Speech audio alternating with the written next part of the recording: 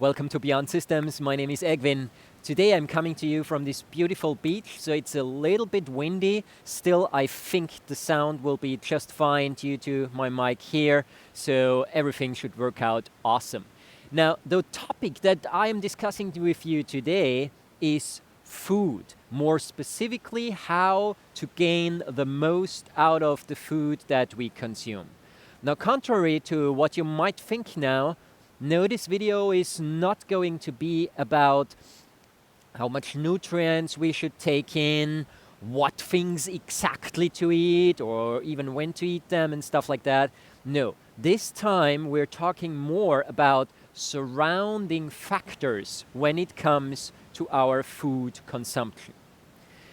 Let me start this whole thing up by just drawing a couple of baseline things when it comes to healthy nutrition. Now, obviously, we come from nature.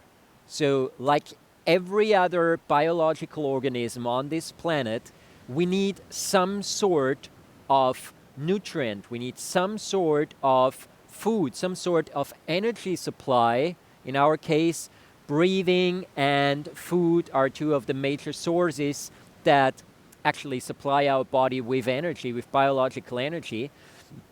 And there are different ways we can get that. Or in our specific case, let's call it different types of food. Now, our body evolved pretty much out of its direct interaction with nature, which is why we are literally tuned to consume food that is still rather close to nature. So, for instance, your body literally knows much more about what it should do with maybe a zucchini or a broccoli that you eat than it knows what to do with some sort of quote-unquote artificially created sweet, like a candy or something like that. The basic functional principles in the body, the biochemistry, the digestive enzymes in our body, they will try to break down pretty much everything that we feed our body.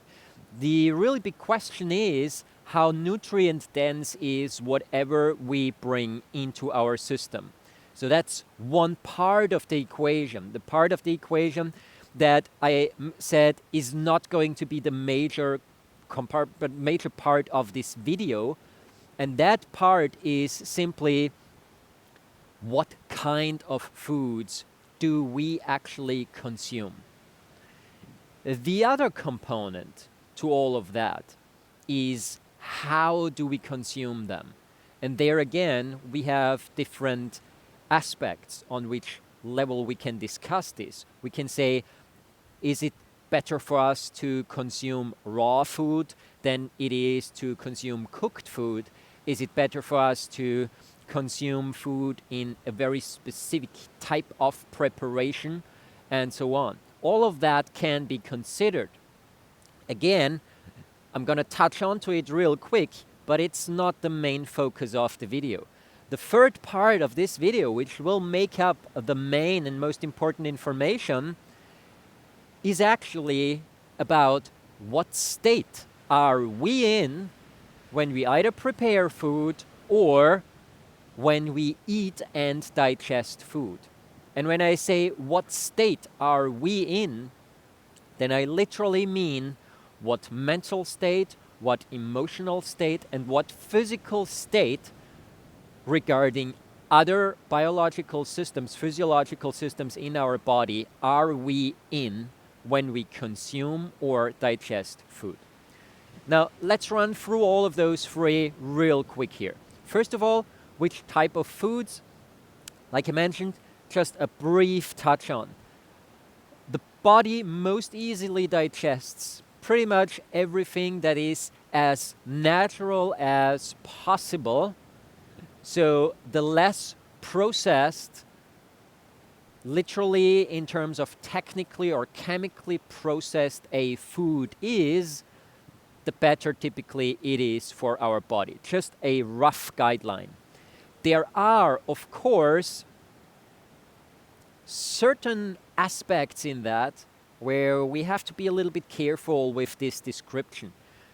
Because take, for instance, sauerkraut or yogurt.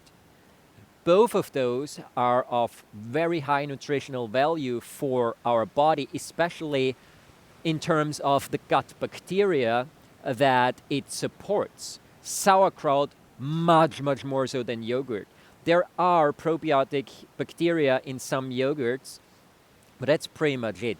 Beyond that, there is really almost no nutritional value in yogurt. So it's about a very specific part of it, which is sort of the microorganism cultures that make yogurt out of milk. Milk in itself is not a very interesting substance for us as humans unless we are still in the state of being a baby. So that same goes for milk products. But anyway, let's take a look at more specifically what's going to happen with sauerkraut. Sauerkraut is basically fermented. That is a food processing method, one that is specifically designed to create a certain type of bacteria in that food, and that can then have a major positive impact on our whole gut microbiome. The gut microbiome is a specific term that describes all the microbes or the bacteria that are present in our gut, and they are very important. First of all, there are many of them, and second of all, if they are properly balanced, then this positively impacts our digestion, our energy level, our concentration, our mental focus, and even our emotions. If that balance is out of whack, if gut microbiome is sort of out of balance, then this leads literally out of the biochemistry of the body. It leads to negative emotions, to problems with focus, to problems with energy levels in the body, and so on. Again, just gonna touch on to that real briefly. So what is it that I'm specifically referring to when I talk about processed foods? I'm talking about literally engineered foods, where you say, okay, I'm gonna take a foundation of X, say I'm gonna take a foundation with some flour, and I'm gonna put in some seeds, but then because I want this bread that I'm gonna bake to be more quote-unquote commercially efficient, I'm gonna put in some additional flavoring. I'm gonna put in some, maybe even, and you can find that in the shelf in supermarkets, I'm gonna put in some additional vitamin supplements to boost sort of the nutritional value of that bread. Whenever you put foods together, process them to produce a certain other type of food, that is something that potentially is quite difficult for the body. Like I said before, when you feed the body a zucchini, that's awesome. It knows what to do with that. All the biological substances in there, vitamins, all the fiber, all of that is literally something naturally grown, and our bodies are tuned into that. They can digest that, they recognize it out of our evolutionary path as something that is of nutritional value. Part of food intolerances, allergies, and stuff like that literally comes from too much processed food, or let me put it in better words, too much food that is specifically engineered. And when you go to a supermarket nowadays, probably 90 to 95% of all the foods that you can buy in there are engineered foods and not natural foods anymore. So I would always suggest eat as close to nature as possible, whether you cook it afterwards or not. Like if you go for a paleo diet and raw or something like that, that's a whole different discussion, and I'm not even gonna go there today. because there are pros and cons for all of those different perspectives.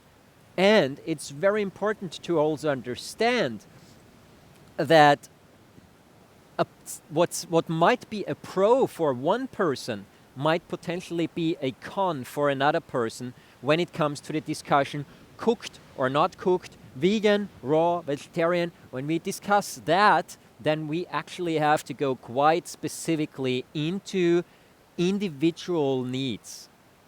So let me stick with this processed thing for a second. What I mean by that, a friend of mine, he calls it turf.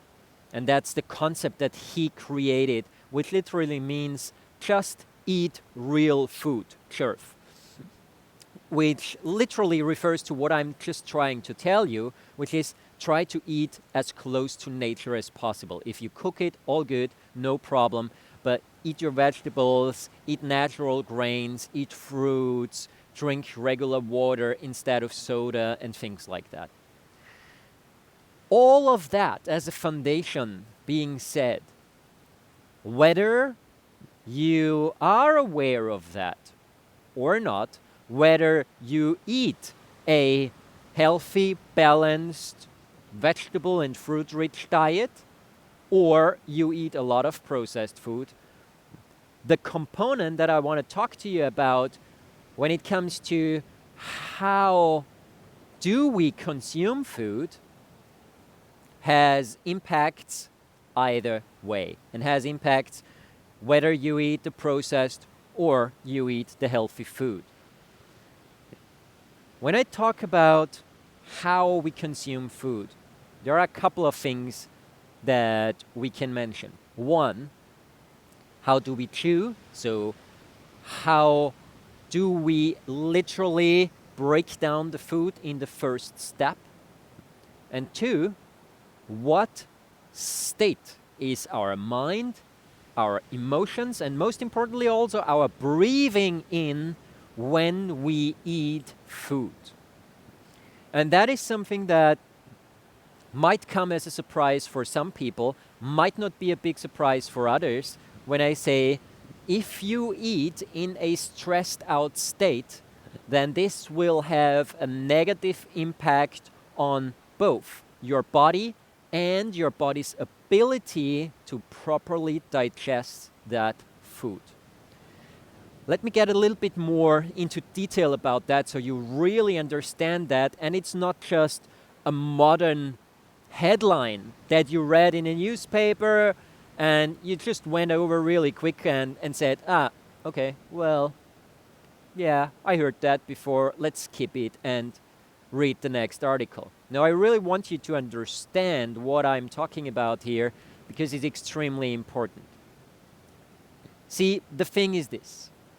When we are in an acute stress response, the body typically goes into a protective mode, which means it musters up energy in the first stage either to fight or to run away.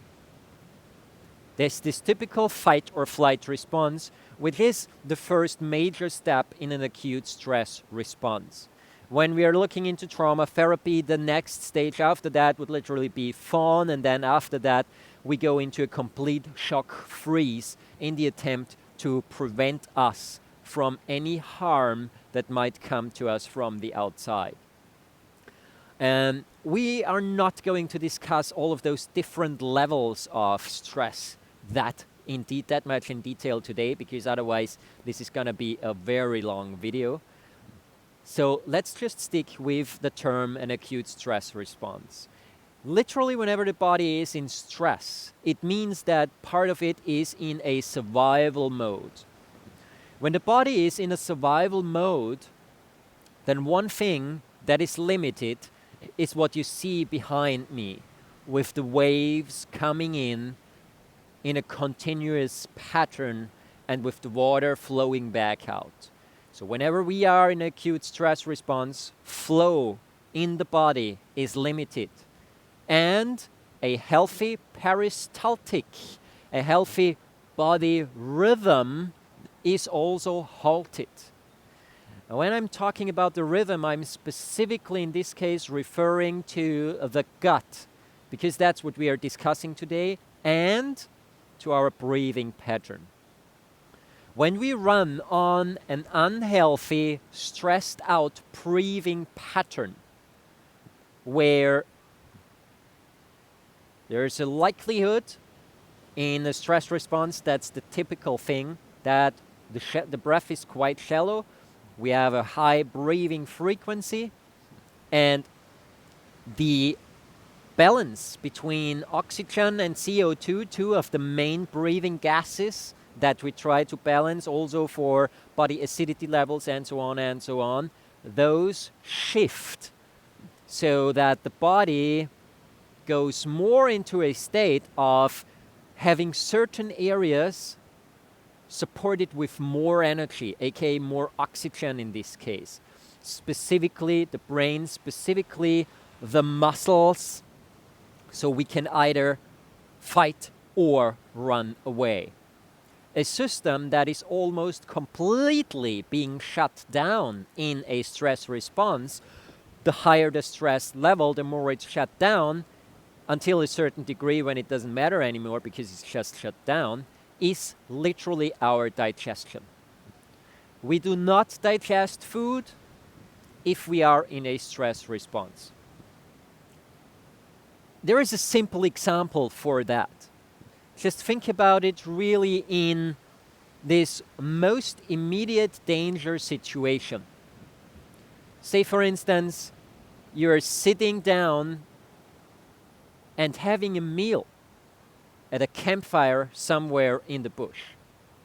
And suddenly a bear approaches, or say a lion approaches, and sees you as their evening meal.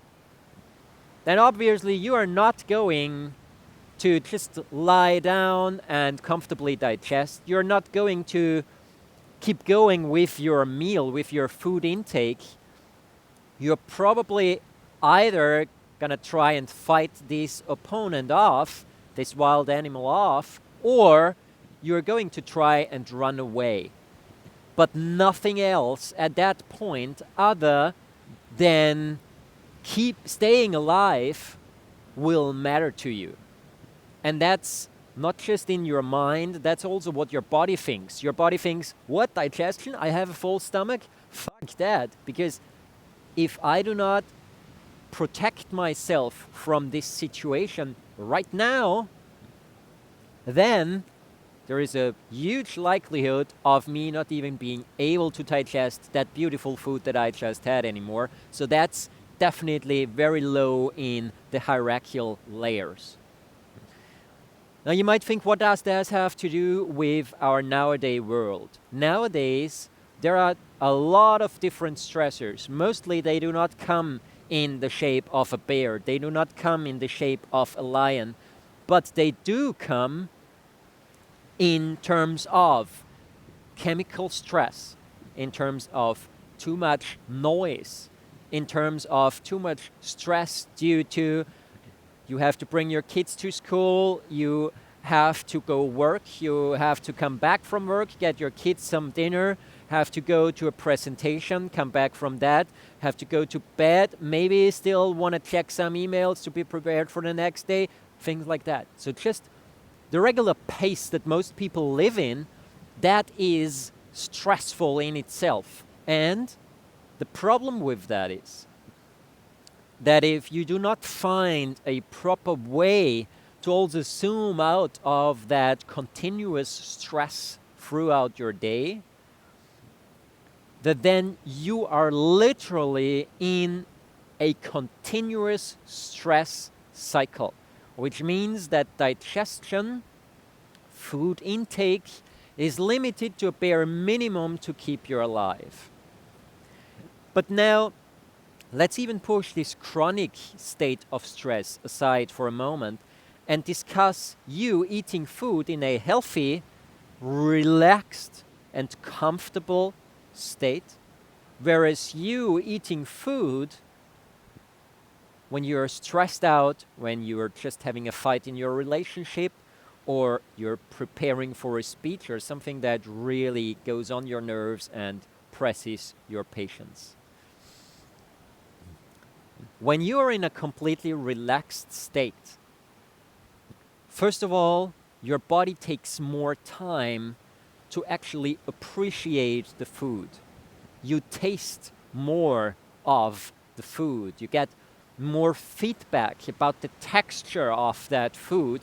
So it gives you a much more pleasant emotional feedback while you are eating it. The next aspect, in this relaxed state, your body is literally biochemically and also in terms of its hormones, in terms of its emotional state, in terms of its whole biochemistry, at a point where it says, okay, I'm going to rest, digest, and recover, and also gain fresh energy. And that's the state that you want to be in, because in that state, there is less energy in the muscles and more energy in your digestive tract, which you want in order to be able to process whatever food it is that you are eating most efficiently. What happens on the other side of this medallion? Say, if you eat when you're really stressed out, part of your body, whether you want it or not, is in this acute stress response. So energy is diverted away from your taste buds, away from your ability to emotionally appreciate the food intake. And it also means that your breathing is paced differently. So it will change the way you swallow. You will swallow with much more pressure. You will swallow much faster. You will also chew less and faster. Which also means that simply from biting into your food until this bite is in your stomach, you already created a couple of levels of more stress compared to the relaxed food intake situation. And your stomach will have to deal with food that it is not totally prepared for. Because chewing a little bit slower, chewing a little bit more, getting your saliva going, that is actually a very important biochemical process, because the more saliva you bring your food in contact with in your mouth already, the more the digestive juices in your stomach prepare for exactly the bite that you have in your mouth. It's not just a pot of acid that dissolves everything. Oh, no. Your stomach is very intelligent and works together with your mouth, with your smell as well as your taste, and with the biochemical information it gets from the saliva, so that it actually can prepare digestive enzymes and can prepare the mix of the acidic mix in the stomach area the best. The next aspect is once the food is out of the stomach, and obviously when you are stressed out, stress is something that most people feel in their stomach because the stomach starts to cramp. So the peristaltic, the movement, the healthy movement of your stomach is also limited when you are stressed. So it will rather try to get the food as quickly out of the stomach as possible, or the other extreme, it will not process it and the food will lie in there for prolonged periods of time when you're really in a acute stress scenario. Once the food is further in your gut, now the next problem emerges. Typically, when the gut is active, let's call it the gut is very aware of its relationship with digestion and its importance for digestion. We need a healthy gut microbiome, and we need specific digestive enzymes in different areas of our digestive tract, in our small intestine, large intestine, in order to break food down in a proper and healthy manner, so that this processing of the food in our gut actually leads to us being able to pull out all the nutrients that our body requires. Now, what's important here is to understand that when we talk about this nutrient intake, when our digestive enzymes do not work properly, then the result of that is that our food is not being broken down properly in the gut, which has two potential main side effects. One of those two side effects is that it's not digested well, meaning that part of what we could have gained in terms of energy will simply be excreted out. And second, and that's maybe the even more important component, if food is only partially processed, toxic byproducts can occur. Toxic byproducts that can lead to actually poisoning the gut, and that can lead to symptoms like a leaky gut syndrome, where toxins literally start to permeate through the gut wall into the body. Things that normally the body would not want to digest because they are harmful for it. Now, this is the most important component. It is something that we can influence quite simply through our breathing. With breathing, we have an incredible amount of control over our emotional state and our stress levels. So breathing also, on top of its emotional component that can help us to downregulate stress, there is also a biochemical component to breathing, which is what I mentioned earlier, this balance of our blood gases, of oxygen and of carbon dioxide, so CO2. This all might seem like a minor detail on the side. Well, okay, so this means that I might not digest food as efficiently as I could. But then it's simple, I can just buy some more and eat a little more. While that is true, the most important information that I just gave you is that there are literally toxins emerging and toxic side products emerging in the gut that your body is not prepared for at all. Plus, that combined with the emotional component of eating and of digesting also means that you condition yourself to sort of a mixed state of being in survival or stress mode on one side and being on resting or recovering or energy gaining mode on the other side.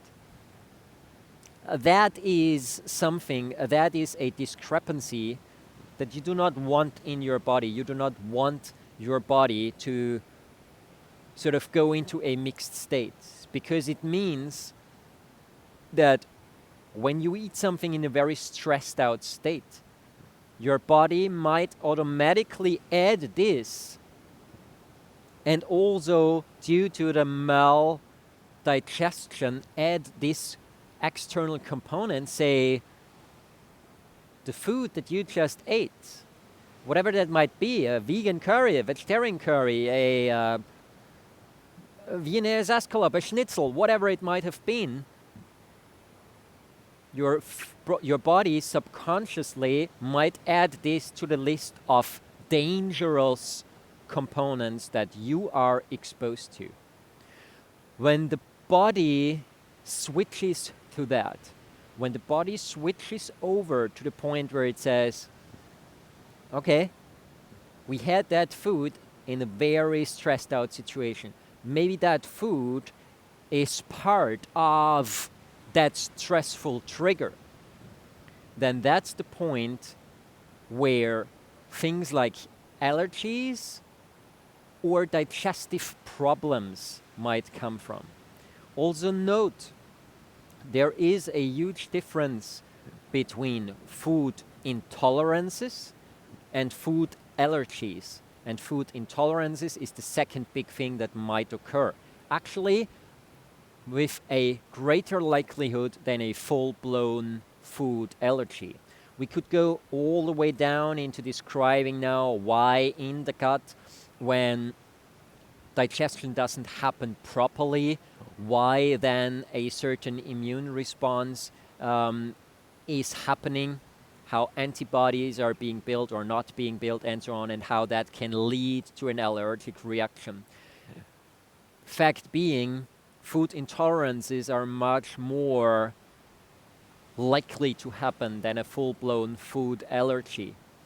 And food intolerances, on the other hand, are often things that are linked to a certain learned behavior or to a traumatic experience of whatever sort, a chronic or an acute sort.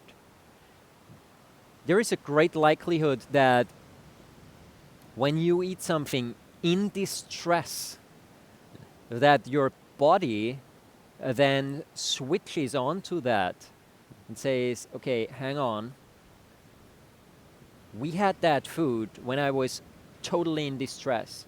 This really creates a problem for me. I do not want to digest that properly. I'd rather get it through my gut as quickly as possible. Or the body remembers the maldigestion even if you eat it in a more relaxed state.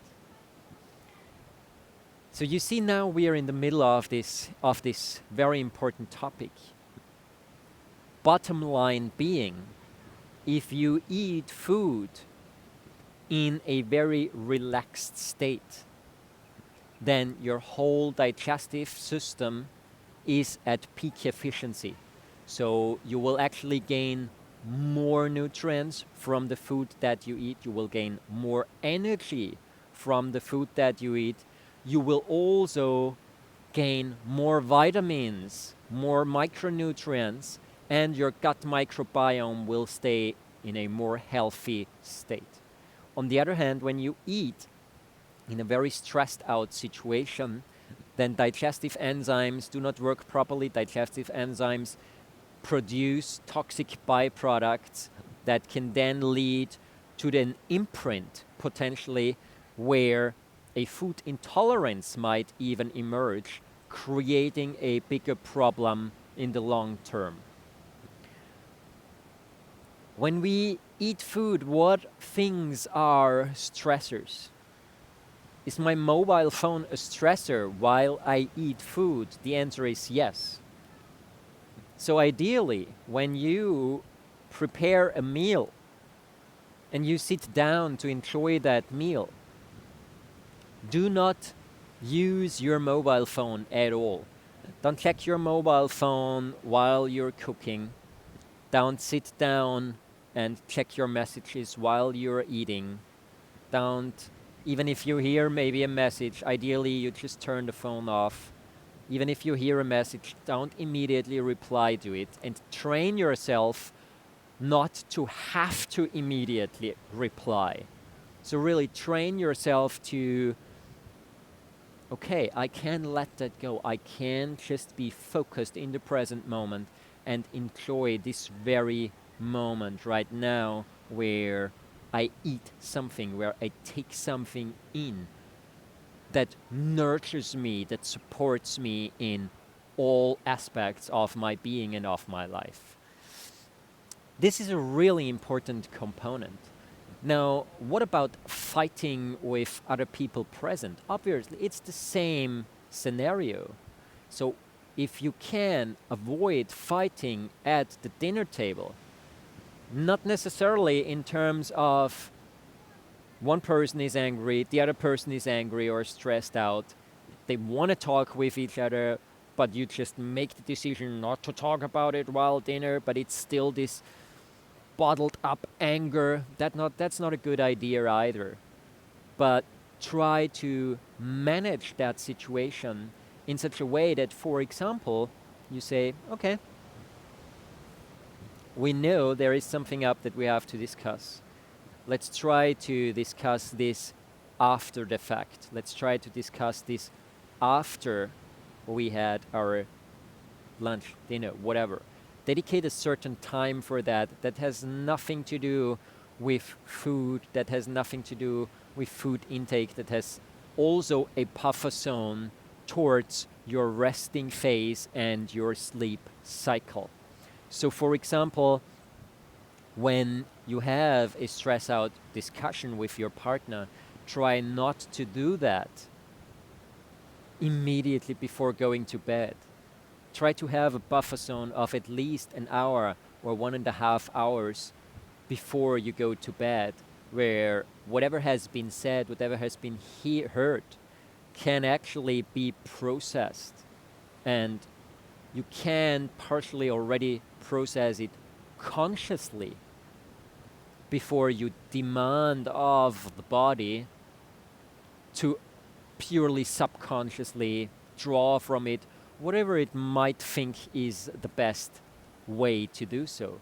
That potentially leads to a reinforcement of patterns, to a reinforcement of problems, to a reinforcement of subconscious habitual patterns, and so on, or trauma patterns. So yes, try to give yourself ideally a couple of deep breaths before you start your food intake. Try to come into an appreciative mode and mood so you can really dive into it, enjoy it, or even if the food is not that good, then at the very least see it as what it is, which is a very healthy and normal thing to do in order to put you into a stronger and healthy state. So be appreciative about taking in some very much needed nutrients from your food in order to stay healthy. All of that is an incredibly important phase in every single day's cycle. The moment before we go to bed, the moment after we wake up, and the moments surrounding food, or ideally even food preparation. I'll talk about the positive possibilities that lie within that in some of the next episodes a little more. Also let me know if there are specific questions that you might have. Bottom line is, try to find your calm breathing, go more into a relaxed and calm state, into a ventral vagal state if you want it in terms of neurophysiology, and then act from there. There's a couple of resources out there from the medical field that support what I just told you. Obviously, this is based in studies, but even if we look in other old cultures, like for example, I'm wearing a yellow t-shirt today. If we look into the traditional Chinese culture, yellow would have been the color of the earth element in their 5-element cycle. And it's also related to digestion, to your stomach and to your spleen, and also to your pancreas. And in an emotional sense, it has a lot to do with clarity. In a mental sense, it has a lot to do with being able to decide what is good for me and what is not. So it's not just modern science, but modern science, once again, finally caught up with what old traditions and old science and old medical systems have been saying for a long time already, that the state that we are in when we do certain things absolutely do matter. Pay a little bit of attention in the next couple of days and weeks and see if at the very least you can get one meal per day where you're really 100% dedicated to enjoying it, to consuming that food, and to being relaxed while doing so. Have a wonderful time. I wish you all the best. See you around in one of the next episodes. If you have not subscribed to the channel yet or to the podcast, then please click the link down below and also hit the notification bell to stay up to date with further updates. That's one of the rare occasions where I talk about food. Typically, I talk about body mechanics, movement, and stuff like that. If you want to stay up to date with that, then just let me know and have a wonderful time. Thanks for watching and all the best. Bye, guys.